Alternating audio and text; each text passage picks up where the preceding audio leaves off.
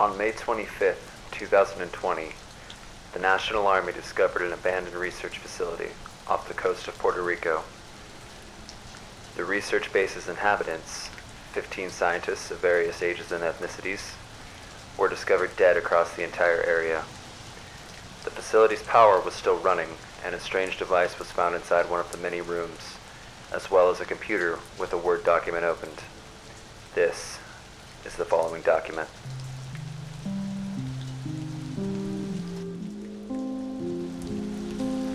My apologies if any of this seems rushed. I need to write quickly. My name is Dr. Patterson. I know this because it's the name written at the top of this log, and this is my computer. At least I think this is my computer. It's probably one of the others. I wish I could remember their names. I wish I could remember anything. My memory, as you can probably tell, has been tampered with. It all started about 4 years ago. I can tell because that's the earliest entry into this book, when someone got the bright idea to make a device that would help advance memory in a more scientific sense. The idea was to make something that could charge the world forward into the peace we've been looking for, to make the world easier to live in by making everyone smarter and making things easier for people, day in and day out. Considering I'm now the only survivor in this bunker in somewhere, I guess we failed. And fail we did. We shotgunned through the preparation phase, taking only 4 weeks to plan out the device and how it would work. So many lines about placing a human inside it, so many scrap safety latches that would prevent it from working if we put them on.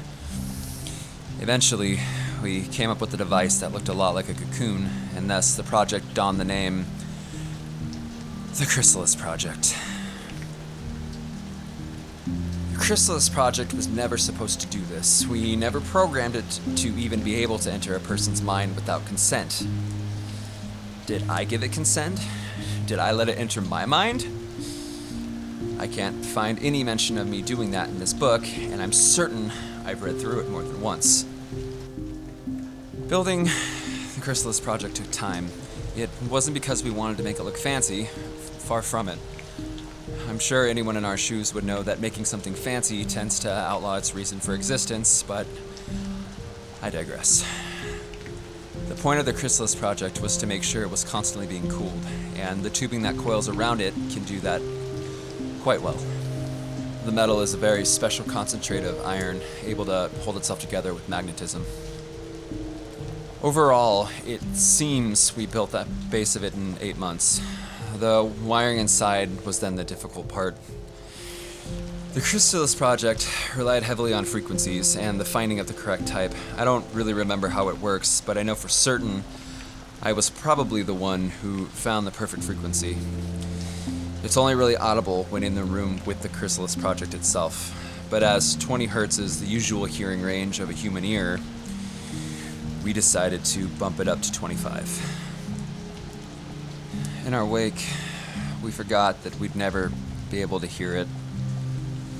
So that makes this next part all the more terrifying, at least for me. As stated, the Chrysalis Project was meant to be used to enhance memory and make things easier for people to remember and call upon. This would increase scientific breakthroughs and finally boost the world back into the golden age of discovery, allowing our planet to recover. There's a quote written in here that now makes me so angry to read from the past. It's essentially like we're playing God to make a new one. He abandoned us, so we created the Chrysalis Project to be our new God. It's going to return us to the way we should have been, beautiful and perfect. Was I really always like this?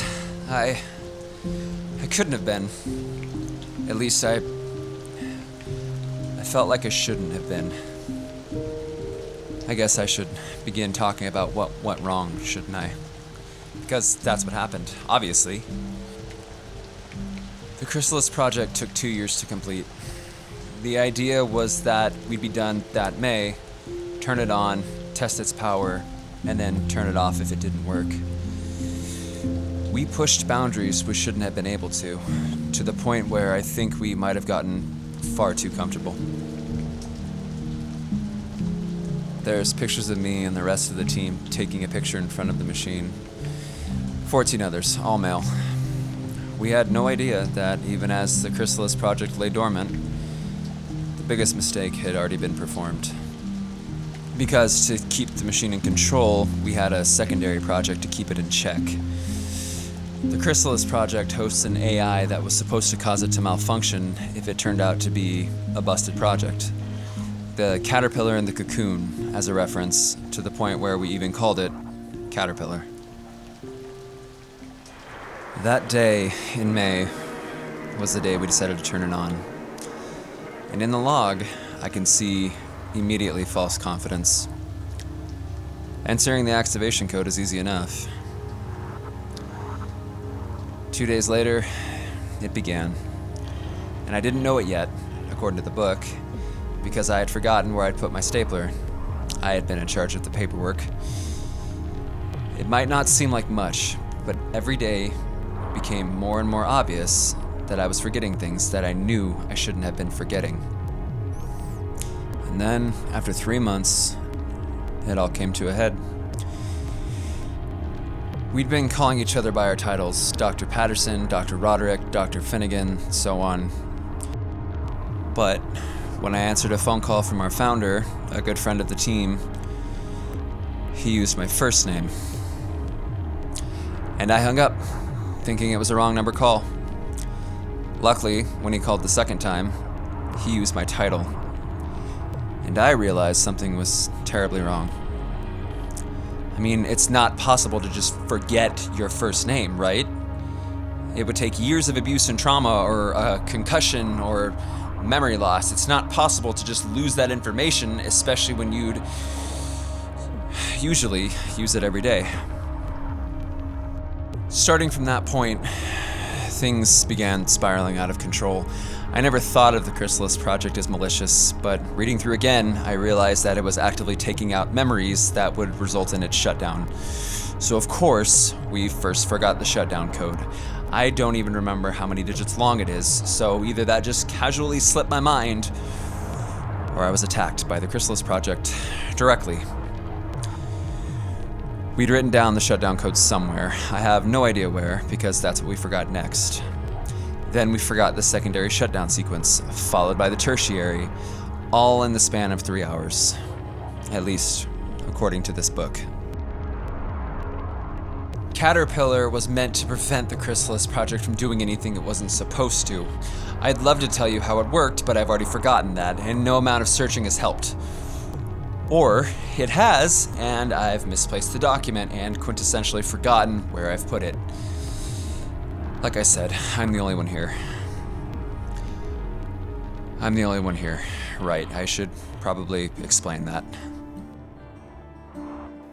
You see, things began getting bad. Doors around the facility became permanently locked, not because the Chrysalis project shut them, but because it made us forget the code to them. And nobody could even figure out what the code would have been. It wasn't like we had anything to remember afterwards, of course. I hate to think about this, but there is a chance that the Chrysalis project went a different direction than the way we meant for it to go. The Chrysalis project was meant to enhance memory. It doesn't. It modifies, removing anything that doesn't need to be in the human mind in order to make space for these so-called discoveries we had wanted. It pulled apart our brains, removing our friends, families, even our first names.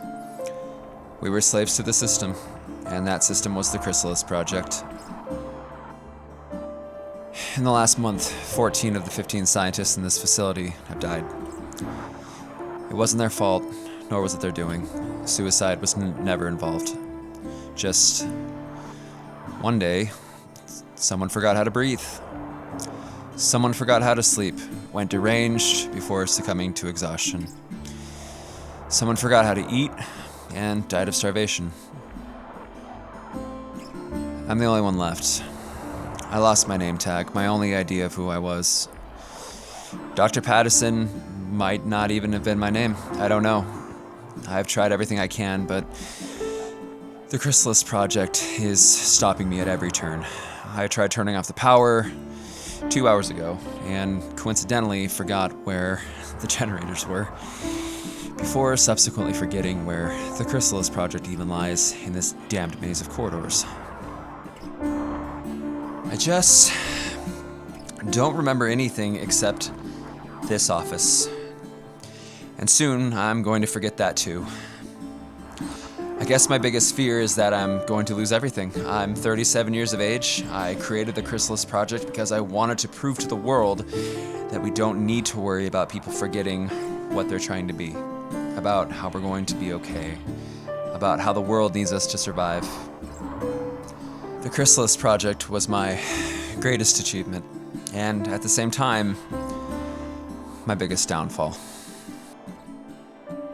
And the worst part out of all of this is that it's not even going to affect the outside world.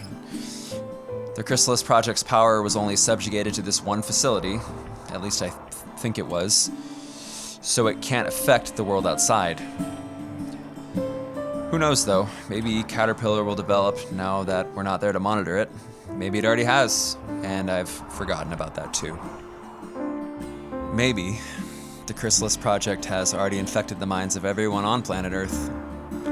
Maybe we're all forgetting everything. Maybe we're walking into rooms only to forget why we were there, or getting important calls and forgetting the number's importance. Hell, maybe I'm not even writing in the right place.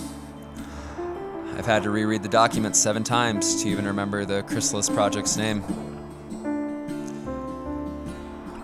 I better hit the send button soon, before I forget to do that too. Dr. Patterson. Document dated September 10th, 2008.